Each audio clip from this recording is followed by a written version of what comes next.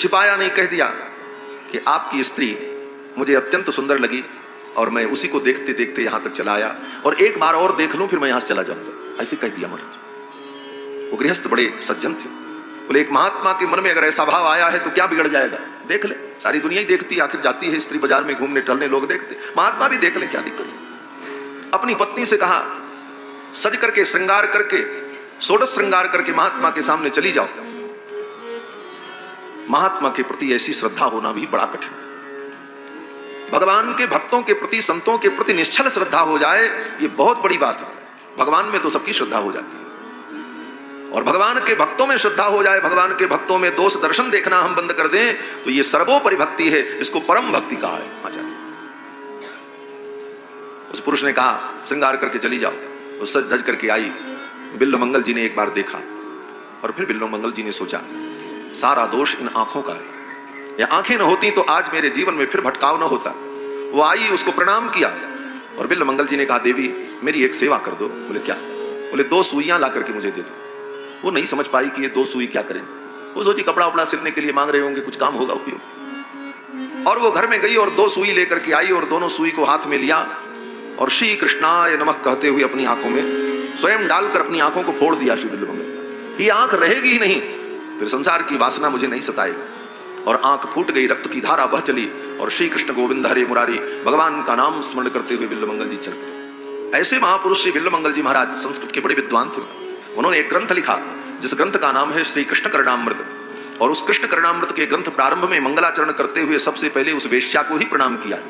जयति चिंतामणिर सोम गिरिर गुरुश्च मे, उस चिंतामणि को मैं प्रणाम करता हूं जो मेरी प्रथम गुरु है, वो न होती तो आज भगवान के चरणों में मेरी श्रद्धा न होती। उस चिंतामणि को प्रणाम किया है अपने ग्रंथ में। वे श्री बिल्वमंगल जी महाराज परमहंस परम ज्ञानी हुए, और अपने ग्रंथ में वो कहते हैं विधि और निषेध से ऊपर उठ चुके थे। मैं विधि निषेध की बात कर रहा था, उसी प्रसंग की पुष्टि के लिए ये बात मुझे याद आ गई। बिल्वमंगल जी महाराज अपने ग्रंथ में कृष्ण करणामृत ग्रंथ में कहते हैं कि संध्या वंदन भद्रमस्तु भवते, भो स्नान तुभ्यं नमः, भो देवा पितरश्च तर्पण विधौ, नाहं क्षम क्षम्यताम। हे स्नान, हे संध्या, हे तर्पण, हे पिंडदान, हे पितरों की पूजन विधि, मैं तुम सबको प्रणाम करता हूं, अब मुझे छोड़ दो, मुझसे कुछ होने वाला नहीं। संध्या वंदन भद्रमस्तु भवते, भो स्नान तुभ्यं नमः, भो देवा पितरश्च तर्पण विधौ, नाहं क्षम क्षम्यताम। फिर मन ने प्रश्न किया, शास्त्र की इन सारी विधियों को छोड़ देंगे, ये सब छूट जाएगा तो पाप लग जाएगा, प्रत्यवाय लगेगा। प्रत्यवाय माने पाप। शास्त्र की विधि को छोड़ देने पर प्रत्यवाय होता है। तो बिल्वमंगल जी कहते हैं यत्र क्वापि निषद्य यादव कुलोत्तंसस्य कंसदृशः, स्मारं स्मारमहं हरामि तदलं मन्ये कि मन्ये न मे। मैं कहीं भी एकांत में रहकर गोविंद कृष्ण का स्मरण कर करके समस्त पापों का नाश कर लूंगा, अब मुझे कुछ नहीं करना। ऐसी चरम स्थिति हो गई बिल्वमंगल जी की। तो ऐसे महापुरुष जो हैं, जिनके लिए शास्त्र की कोई विधि और कोई निषेध शेष नहीं बचता है, ऐसे महापुरुष भी भगवान की कथा में रमण करते हैं। कथा की इतनी महिमा, ऐसे महापुरुष भी भगवान की कथा को श्रवण करते हैं। जीवन मुक्त महामुनि जेऊ हरिगुण सुनत अघाहीनते। क्यों? बोले भगवान की कथा में बैठने पर बिना प्रयास के ही हमारा मन भगवान में लग जाता है। अन्य साधनों में प्रयास करना पड़ता है। माला जपो कि मन भगवान में लगे, तब तक याद आ गया कोई काम, मन उधर चला गया, फिर जबरदस्ती मन को भगवान में लगाओ, फिर माला जपो। पाठ करते रहो, थोड़ी देर मन भगवान में लगा, और जब पाठ आगे पहुंचा तो मुंह से पाठ तो चल रहा है लेकिन मन में कुछ और चलने लगता है। तो बार बार अन्य साधनों में मन को भगवान में लगाने का प्रयास करना पड़ता है।